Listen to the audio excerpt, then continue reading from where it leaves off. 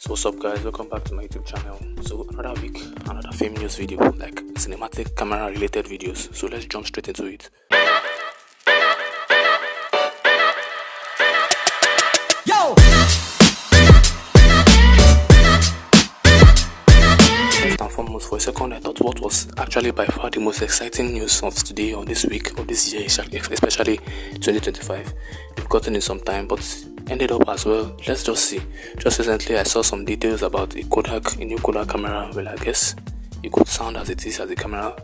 The KODAK Charmera, CHIMERA, CHIMAERA camera. I don't know the Greek mythology being that it's definitely, I was definitely thinking, but rather a digital tiny keychain camera that it's sold in mystery boxes, just like paying homage to the first very KODAK single-use camera that was released in 1987.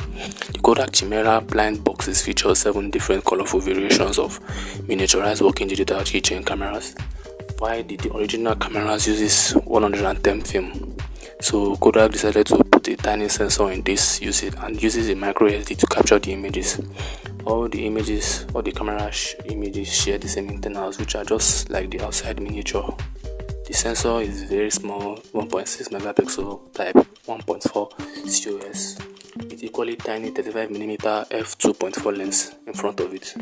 So it's a pretty good tiny camera for the price, but I'm going to mention the price further in the video. So let me just give you further information on this camera. So this little camera can capture very low resolution photos that measure a measly 1440 by 1080, similar to just like 1080 pixels, nothing 4K there.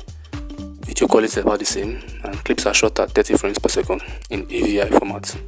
So the KODAK Charmera keychain cameras are available from retail, which I thought was interesting, for $29.99, or each for a batch of 6 if you want to get them is $179.94. I'm really not loving this KODAK. I don't really like them entering into this quick PG cams. I don't know. It just seems a bit gimmicky. Somehow, it seems quite gimmicky. So, and I would like KODAK to actually invest in future film like I usually do. I think it will directly help their financial situation, more than just like seeing the licensing of these cheap compact cameras and cheap products that I don't even know, in my opinion, if they're actually watering down the KODAK brand or the name of KODAK itself, which is such a legacy. You know, KODAK is a very good legacy. They kept a lot of legacy. So, and legacy of a historical brand that's done such of cool stuff over the course of the life of the brand, and now just getting these random odds and ends products, kind of like you've seen all this kind of thing before with the Polaroid, and even definitely not something I would be doing if I was running the marketing for KODAK, you know. Although if it's so, I would love to see the Eastman KODAK company like combine so that we can get some continuity with some of the products.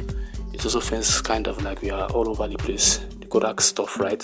Like any new film camera like recently released in 2025 is good news, but the only time will tell how the image quality actually looks. Yes, that's a good talk. Next, we just recently got an Instagram post that the official release of the Optic Old School is coming soon. Upon this, we've only had the production models, like where these final ones have better altered emulations with no issues, updated packaging and DX coding. Well, I'm stoked for you all, people that are KODAK fans. You can get your hands on this, and I'm stoked for you to get your hands on this and shoot it really, as I love the results I got from my video. So definitely keep up to date with them. We also got a new post from Yoshica and their scamming new camera. Keep in mind that, you know, Yoshica, this isn't actually the OG Yoshica, and they are rather just the same namesake being used as the guys to say the pretty crappy online of their cameras itself. Much like the other cameras, if you need some more info, like look online about this and you find tons of their other photographers echoing the same sentiments. Regardless, they shared some packaging in a video on their Instagram story. May God have mercy on your soul. Here's the packaging. I don't know, honestly. I would totally avoid this like blank if I was you. And if I do have it pre-ordered, see if you can cancel it. Next up, I recently saw an interesting article from talking about color film, the history of it, and the role played. But in it, they added that a graph that showed you that people over the past 10 years have slowly opted to shoot more black and white film. I don't know if that's something that you have to look into. Something I found to be quite interesting as well.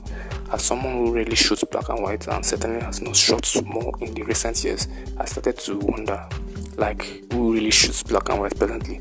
started to wonder why it came to the consideration and the conclusion that it's likely the price.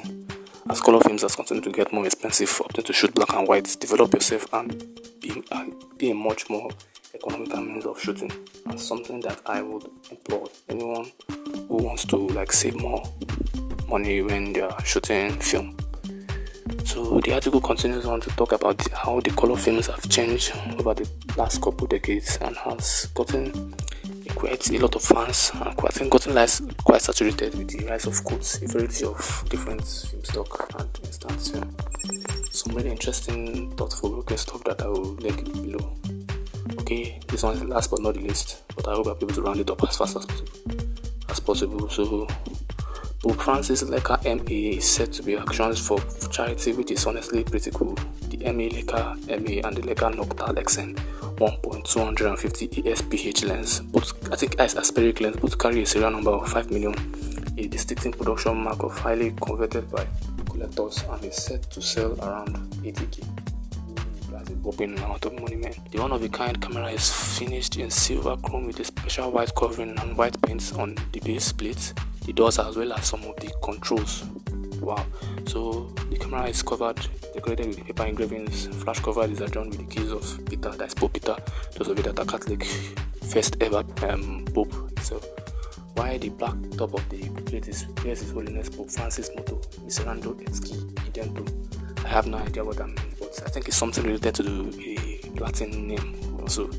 So low-key, maybe it means something of the chosen. Special engravings are filled with white and gold black paint. The Noctalos lens is finished in chrome with engravings filled with gold and white paint.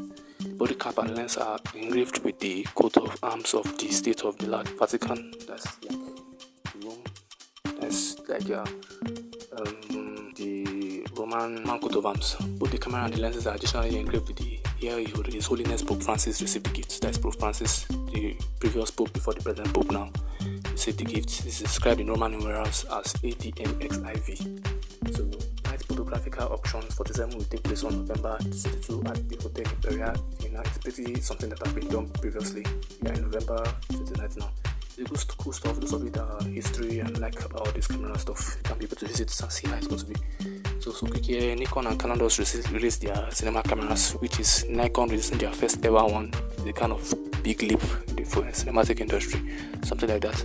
So kind of cool if you're into that realm, but a bit of scope is to channel if you got out that. Otherwise, yeah, I think that's all notes I have for the news.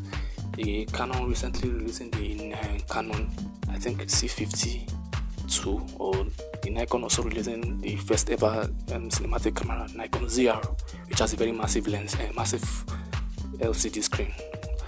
If anything else I didn't mention, I think I have all the news. That's all I have.